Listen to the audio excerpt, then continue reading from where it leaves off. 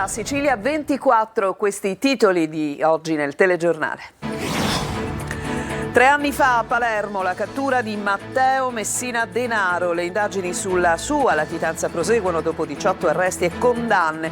Si cercano ancora le identità di Ciliegia e Fragolina, oltre al tesoro nascosto del boss. Nonostante la sua morte, la mafia a Trapani resta attiva. Corruzione e truffa, chiesto l'arresto per il deputato regionale di Forza Italia Michele Mancuso.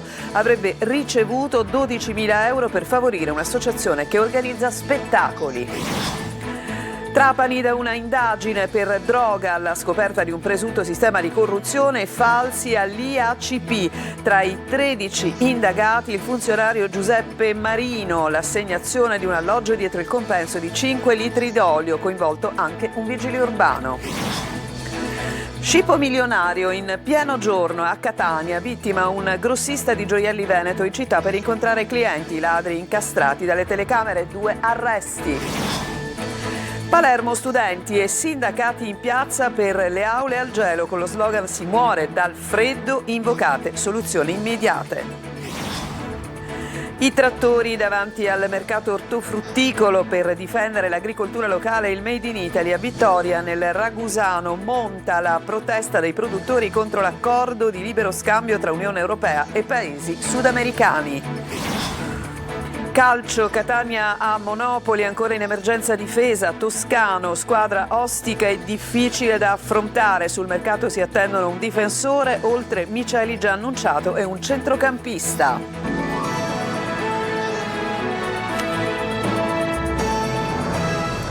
Bentrovati nel nostro telegiornale. Oggi 2 importanti fatti di cronaca che vi racconteremo. Uno arriva da Caltanissetta e riguarda la richiesta di arresto per il deputato regionale di Forza Italia Michele Mancuso, e poi c'è una indagine che coinvolge per corruzione un funzionario dell'Istituto Autonomo Case Popolari di Trapani, un'indagine molto corposa partita da un'inchiesta per droga. Il tutto però quando cominciamo intanto il nostro telegiornale parlando di Matteo Messina Denaro. 3 anni fa esatti la cattura del boss latitante da 30 anni poi deceduto. A 3 anni le indagini che raccontano della sua latitanza e di tutte le coperture della sua latitanza proseguono alla ricerca anche di identità nascoste dietro dei nomignoli, ma ci racconta tutto in questo servizio Laura Spanò. Ci sono ancora molte cose da scoprire sulla latitanza di Matteo Messina Denaro. Procura e investigatori continuano le indagini per individuare chi lo ha coperto per 30 anni. Fino ad oggi sono 18 le persone tratte in arresto, processati e molti condannati. In parte parliamo di interi nuclei familiari, come quelli legati alla famiglia dei Bonanno di Campobello di Mazara, città dove il boss, allora latitante, ha vissuto per anni. Su altri si sta indagando. Ross e Sco stanno seguendo le tracce di 15 identità, tante ne aveva il boss, gente nata a Campobello di Mazara, città che per anni è stata il suo buon ritiro, ma rimangono ancora da individuare coloro i quali si celavano dietro gli alias rinvenuti scritti nei pizzini. Ciliegia, Fragolina, Parmigiano, Condor sono alcuni dei soprannomi a cui bisogna ancora dare un'identità, ma proseguono anche le indagini alla ricerca delle ricchezze che hanno permesso a Matteo Messina Denaro di mantenersi nella latitanza, un tesoro immenso, indagini che hanno in qualche caso travalicato i confini dell'Italia. Indagini sono state aperte in Svizzera, dove pare possa essere nascosto parte di quel tesoro. Con l'arresto avvenuto 3 anni fa a Palermo e la successiva morte di Messina Denaro, comunque, la mafia a Trapani non è morta, solo cambiato pelle e ora sta tornando a fare affari, a cominciare dal traffico di droga, che rimane una delle fonti di ricchezza di tutte le organizzazioni mafiose. La prova è la presenza massiccia di droga che gira in tutta la provincia. Adesso andiamo a Caltanissetta, dove la Procura ha chiesto misure cautelari nell'ambito di una indagine su finanziamenti pubblici destinati a eventi e spettacoli. Tra le persone coinvolte, con una tra l'altro richiesta di arresto ai domiciliari, c'è anche Michele Mancuso, deputato all'Ars per Forza Italia. Sentiamo Rita Cinardi. È un'indagine che ruota attorno a fondi pubblici per eventi e spettacoli, quella aperta dalla Procura di Caltanissetta. Tra gli indagati figura anche il deputato regionale di Forza Italia Michele Mancuso, per il quale la Procura ha chiesto gli arresti domiciliari. Secondo l'ipotesi accusatoria, Mancuso avrebbe ricevuto 12.000 euro versati in 3 diverse occasioni per favorire l'associazione Gente Emergente nell'assegnazione di 98.000 euro di finanziamenti pubblici destinati all'organizzazione di spettacoli nella provincia di Caltanissetta. Insieme al deputato sono indagati Lorenzo Tricoli e rappresentanti dell'associazione Ernesto Emanuela Trapanese e Carlo Rizzioli. Per loro l'accusa è di corruzione in qualità di presunti corruttori. Agli stessi indagati, insieme a Eugenio Bonaffini, viene contestata anche una truffa aggravata ai danni della regione siciliana. Secondo gli investigatori sarebbero state presentate fatture per costi ritenuti fittizi per circa 49.000 euro. Questa mattina la squadra mobile di Caltanissetta ha notificato gli inviti a comparire per l'interrogatorio davanti al giudice. Contestualmente è stato eseguito un sequestro preventivo per un totale di quasi 70.000 euro, somme che secondo l'accusa sarebbero state indebitamente percepite. Sono state inoltre disposte perquisizioni, tra cui quella nell'ufficio del deputato Mancuso, escludendo le sedi del partito di appartenenza. L'inchiesta, precisa la Procura, non coinvolge altri deputati dell'Assemblea regionale siciliana. Da una indagine che coinvolgeva alcuni accertamenti effettuati nei confronti di soggetti legati al mondo della droga si è arrivata a un'altra inchiesta che ha portato peraltro quest'oggi anche alla notizia di 13 indagati che riguardano un sistema di corruzione all'interno dell'Istituto Autonomo Case Popolari a Trapani. Una delle persone coinvolte, un funzionario che assegnava appunto gli alloggi dopo una serie di favori ricevuti. Pensate, addirittura uno di questi ha riguardato l'assegnazione di un alloggio dopo il dono di 5 litri di olio. Il servizio. A innescare l'inchiesta che ha portato i carabinieri di Trapani, coordinati dalla Procura, alla scoperta di un presunto sistema di corruzione falsa all'interno dell'Istituto Autonomo Case Popolari è stata un'indagine avviata nei confronti di una serie di soggetti coinvolti in altre inchieste giudiziarie legate al mondo della droga. Nel corso delle intercettazioni è venuto fuori anche il nome del funzionario dell'OACP. Giuseppe Marino, funzionario dell'ente, è accusato di avere pilotato pratiche e volture in cambio di utilità. Marino, in qualità di dipendente dell'OACP e affidatario delle pratiche di regolarizzazione, avrebbe agito come regista di un sistema volto a favorire l'occupazione abusiva di alloggi popolari. In un caso documentato dagli inquirenti avrebbe accettato come compenso 5 litri di olio. Gli episodi contestati riguardano immobili a Trapani, Erice e Santa Ninfa. A Erice un alloggio sarebbe stato venduto tra privati per 5.000 euro con il funzionario che avrebbe poi preordinato la documentazione per sanare la posizione degli occupanti abusivi. Sono 13 gli indagati, sono accusati a vario titolo di corruzione, falsità ideologica commessa da pubblico ufficiale fino all'occupazione abusiva di edifici. All'interno della stessa inchiesta la vicenda che vede coinvolto un vigile urbano di Erice che si presenta a casa di Ivan Randazzo, pure lui indagato in quel momento ai domiciliari, per fargli avere i volantini elettorali della moglie candidata al Consiglio Comunale di Erice. Poi le vicende legate proprio alla figura di Randazzo che, per eludere le disposizioni di legge in materia di prevenzione patrimoniale, aveva intestato fittiziamente una serie innumerevole di beni a persone a lui vicine, e ancora le numerose cessioni di droga accertate dagli investigatori. Sparatoria ieri a Catania, ieri sera in via del Passero. A dare l'allarme un automobilista che ha trovato sul parabrezza e nel sedile della propria vettura un foro causato da un colpo di arma da fuoco. Nelle immediate vicinanze i carabinieri hanno trovato 8 bossoli di pistola. Indagano i militari dell'Arma della compagnia di Fontana Rossa. Restiamo a Catania, uno scippo in pieno giorno e in centro 2 scippatori derubano un rappresentante appunto in città per trovare i propri clienti. Parliamo di un rappresentante di preziosi, viene scippato uno zaino, lo vedremo nelle immagini, con ben 197.000 euro in gioielli. I 2 comunque sono stati arrestati. Sentiamo Eva Spampinato.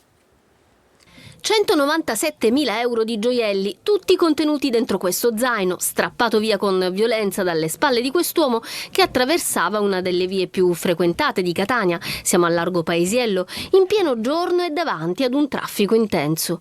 Un colpo rapido, brutale, una rapina shock come scioccante la cifra derubata in un colpo solo. La vittima è un grossista di gioielli arrivato dal Veneto in città per incontrare alcuni clienti abituali e mostrare un prezioso campionario d'oro. Lo zaino pieno di gioielli è sulle sue spalle, sta tornando verso l'auto, a piedi, lo vedete. All'improvviso l'agguato, 2 uomini con il casco integrale prima lo aspettano seduti al bar, poi lo affiancano, lo spingono, cercano di strappargli lo zaino, lui resiste, poi la minaccia, un gesto che fa intendere il peggio, una pistola. L'uomo cede, i rapinatori fuggono con il bottino. Ma non è tutto perduto, le telecamere riprendono la scena, la squadra antirapina della mobile analizza i filmati, ricostruisce i movimenti, risale ai responsabili. In poche ore scattano le manette, 2 uomini arrestati accusati di rapina aggravata in concorso. Adesso vi raccontiamo una brutta storia, quello di un abuso denunciato da una minorenne nei confronti del suo datore di lavoro. I fatti sarebbero appunto accaduti nell'Ennese a Piazza Armerina. Lorena Dolci. L'avrebbe violentata nel retro del suo locale. Lui 60 anni, titolare di una gastronomia nel centro di Piazza Armerina. Lei una giovanissima dipendente, una ragazza ancora minorenne, 16 anni circa. E il 30 dicembre scorso il clima delle feste si trasforma in un pomeriggio da incubo, quando l'uomo, rimasto solo con l'adolescente, la prende con la forza. La ragazza denuncia tutto, accuse pesanti, la colluttazione per cercare di difendersi e poi la violenza sessuale. Un racconto adesso al vaglio dei carabinieri. Nei giorni scorsi i militari hanno perquisito l'abitazione e la sede di lavoro dell'imprenditore nel campo della ristorazione. Cercano tracce ematiche e biologiche. Diversi effetti personali, oggetti ritenuti di interesse per l'indagine sono stati repertati. Tutto il materiale sequestrato è stato inviato ai laboratori specializzati per le analisi. Al vaglio anche segnali GPS dei cellulari ed eventuali immagini delle telecamere di sicurezza per trovare riscontri alle dichiarazioni raccolte. Sarà l'autopsia fissata per oggi sul corpo dell'allevatore assassinato a Partinico a chiarire quante armi hanno sparato per uccidere. Gli inquirenti ipotizzano una vera e propria esecuzione. Maglio Viola.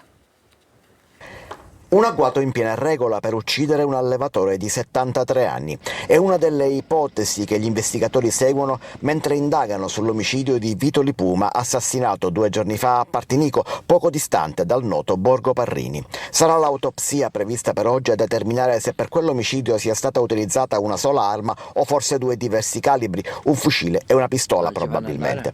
La domanda è fra i quesiti posti al medico legale e nasce dalla constatazione che i fori di proiettile non sono tutti uguali. Dei 3 colpi che hanno raggiunto il malcapitato, uno infatti ha dimensioni maggiori rispetto agli altri 2. Le ipotesi dunque sono 2: che i killer fossero in 2 e abbiano sparato con 2 armi diverse, o che il terzo colpo possa essere stato invece quello di Grazia, sparato a distanza ravvicinata quando l'allevatore era già a terra. Sul fronte delle indagini gli inquirenti stanno ascoltando i coltivatori della zona. Dalle prime informazioni raccolte, infatti, la vittima aveva avuto importanti liti coi vicini di terreno a causa delle accuse di sconfinamento del bestiame che avrebbe arrecato danni alle coltivazioni della zona. Si tratta soltanto di una delle altre piste seguite. Una terza porta alla mafia dei pascoli, ma non si escludono neanche moventi di natura personale. A Palermo 45.000 euro di risarcimento verso i condomini. Sono i soldi che una parrocchia dovrà pagare perché nell'atrio dell'oratorio i bambini che giocano fanno troppa confusione e disturbano la quiete dei vicini. Marco Gullà. Schiamazzi, caos e urla nell'atrio dell'oratorio e così il giudice ha condannato al risarcimento di 45.000 euro la parrocchia di Santa Teresa del Bambino di Gesù che si trova in via Filippo Parlatore a Palermo. I bambini che giocano a pallone nell'oratorio disturbano infatti la quiete dei condomini, i quali si rivolgono al giudice e ottengono il maxi risarcimento. I residenti di questo palazzo, che si affaccia sull'atrio della parrocchia, sostengono che l'attività dei bambini va avanti dalle 16 alle 20 e nei fine settimana fino a mezzanotte. Tra perizie e testimonianze, i condomini presentano anche le fatture di psicoterapeuti e le prescrizioni di antidepressivi. La parrocchia rivendica la funzione sociale del gioco. Il risarcimento riconosce il danno materiale, la sostituzione degli infissi e anche il danno non patrimoniale, il disagio dei condomini. Ci fermiamo, c'è una pausa, torneremo subito dopo la pausa con la protesta degli studenti a Palermo per le aule al gelo. A tra poco.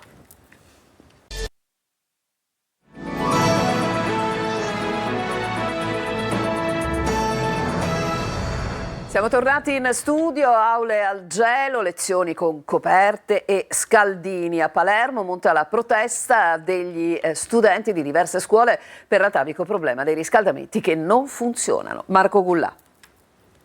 S'attassaro freddo, si muore dal freddo. È lo slogan che tanti studenti palermitani hanno scelto per dare un titolo alla loro protesta. I riscaldamenti in diverse scuole del capoluogo non funzionano e così questa mattina la manifestazione di studenti e sindacati che chiedono perché si arrivi puntualmente a gennaio e i problemi legati ai riscaldamenti persistono. Oggi ci troviamo in piazza perché crediamo sia inaccettabile che più di 80 scuole a Palermo non abbiano i riscaldamenti. Crediamo che non sia frutto del caso ma sia una volontà politica di non destinare fondi alle scuole e di avere un'incuranza nei confronti dei studenti siciliani, di considerarci studenti di serie B, studenti di serie Z. Protestiamo da 4 giorni sia dentro che fuori a scuola perché non vogliono accenderci i termosifoni. La preside non esce nonostante noi protestiamo e non abbiamo risposto, pretendiamo risposto, questo è quello che cerchiamo, scendiamo in piazza per questo. Scene simili si ripetono in diversi istituti della città, studenti costretti a portare scaldini elettrici, giubbotti e coperte per difendersi dalle basse temperature. A causa di questi guasti, sì, nella sede di passaggio dei Picciotti inevitabilmente anche all'Alessandro Volta questi riscaldamenti non sono accesi e gli studenti sono costretti a seguire le lezioni con dei plaid, delle coperte, con i giubbotti e quant'altro. Oggi siamo qui perché noi già era da venerdì scorso che stiamo protestando perché nella nostra scuola quando siamo tornati alle vacanze, anche se è un problema che si ripete ogni anno, non funzionano i riscaldamenti, i termosifoni sono sempre spenti e c'è sempre la stessa scusa che o c'è un tubo rotto o che non dipende da loro. Un'altra protesta, adesso quella degli agricoltori contro l'accordo tra Unione Europea e paesi sudamericani del Mercosur. A Vittoria, trattori davanti al mercato ortofrutticolo, snodo fondamentale dove produttori e concessionari si incontrano per difendere il Made in Italy e l'agricoltura locale. Veronica Barbarino. Non si ferma la protesta degli agricoltori contro l'accordo commerciale di libero scambio tra Europa e Sud America. Al grido di difendiamo la nostra agricoltura si sono ritrovati davanti al mercato ortofrutticolo di Vittoria una rappresentanza degli operatori agricoli del sud-est guidati dal sindaco della città Ipparina. Che è un accordo commerciale che stravolge l'agricoltura italiana ed europea, che mette in condizione di confronto partendo da presupposti diversi. Perché i costi di produzione sono diversi, perché le condizioni fitosanitarie di coltivazione, le regole, i divieti che ci sono in Europa non esistono in America Latina. Un accordo che rischia di avere gravi ricadute sull'economia agricola locale e siciliana, mettendo in difficoltà un settore già in ginocchio. Gli aumenti del costo dell'energia elettrica, gli aumenti del costo del carburante ci mettono in ginocchio. Produrre un chilo di ciliegino ci vogliono almeno 1,50 euro di spesa. Il ciliegino si vende da 60 massimo a 1 euro. Già noi andiamo con 50-60 centesimi di perdita. Le spese sono enormi, gli operai, gli ingaggi, significa chiudere. Occorre proteggere le produzioni locali e il Made in Italy e ascoltare la voce di chi lavora ogni giorno alla terra. Uniamoci in questa protesta a tutela del nostro cibo che è garanzia di salubrità e di una corretta gestione dell'economia.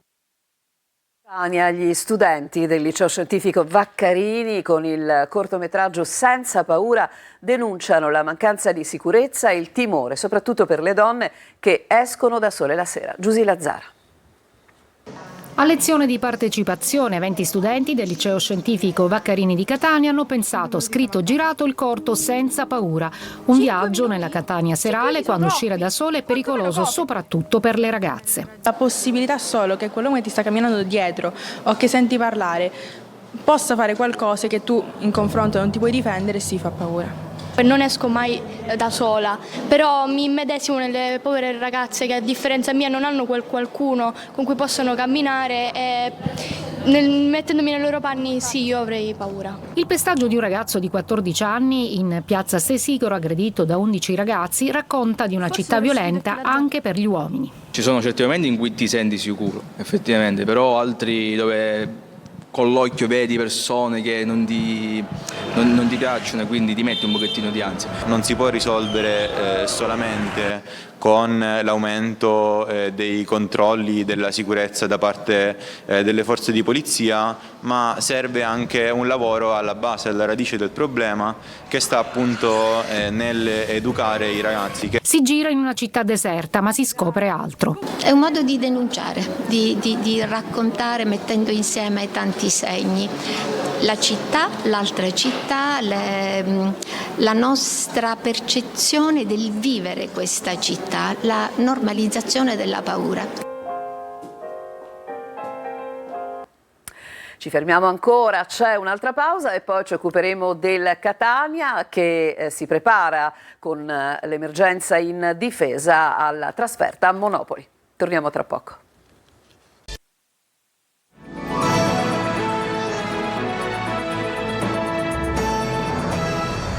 Siamo al calcio, l'emergenza difesa caratterizza l'attesa del Catania in vista della trasferta di domenica a Monopoli. Intanto Quaini ha rinnovato, ma sul mercato si attendono un difensore, oltre Miceli già annunciato, e un centrocampista, Francesco Triolo. L'infortunio di Di Gennaro lascia il Catania in un'emergenza nel reparto difensivo che nemmeno l'arrivo annunciato di Mirko Miceli potrà risolvere. Uomini contati per Mimmo Toscano in vista della partita di domenica sera al Veneziani contro il Monopoli. Difficilmente Miceli sarà della partita e allora dietro il tecnico rossazzurro ha poche obbligate possibilità di scelta. Allegretto, Pieraccini e Celli al rientro dovrebbe essere questo il trio davanti a Dini. Affrontiamo un Monopoli che sta bene in classifica, una squadra soprattutto nel proprio campo molto ostica e difficile da affrontare, però come dico sempre la cosa più importante è quello che faremo noi e come lo faremo. Difesa sotto la lente perché lì sarà necessario anche operare un nuovo innesto dal mercato. Miceli, individuato come prima alternativa, a questo punto diventa nel progetto tecnico il nuovo centrale titolare. Arriverà in sede e sarà a disposizione da lunedì, visto che il Monopoli, complice lo scontro diretto di domenica, ha rallentato i tempi del trasferimento. Per completare la difesa si cerca adesso un profilo giovane che serva ad ampliare le opzioni di Toscano. Per la mediana invece si allontana Ghibois, l'Atalanta gioca al rialzo per il giocatore e il Catania l'ha mollato, fiondandosi su Ponzi, esterno sinistro classe 2002 del Modena, con il quale avrebbe già chiuso l'accordo. Intanto ha prolungato Alessandro Quaini, contratto sino al 30 giugno 2027 per il centrocampista, ed è pronto anche un altro rinnovo, quello di Jimenez. Oggi è venerdì, dunque dopo la nostra sigla vi lascerò a una nuova puntata di Preview. In studio Marco Carli, come sempre protagoniste le vicende del Catania in vista della partita di Monopoli, le ultime di formazione e di mercato, l'analisi tattica ma anche le notizie preoccupanti per il futuro che arrivano da Trapani. Dopo il TG dunque l'appuntamento con Preview, si tratta davvero di pochissimi minuti, giusto il tempo di ricordarvi che il nostro telegiornale tornerà alle 19 e naturalmente vi ringrazio per averci seguito. Buon pomeriggio.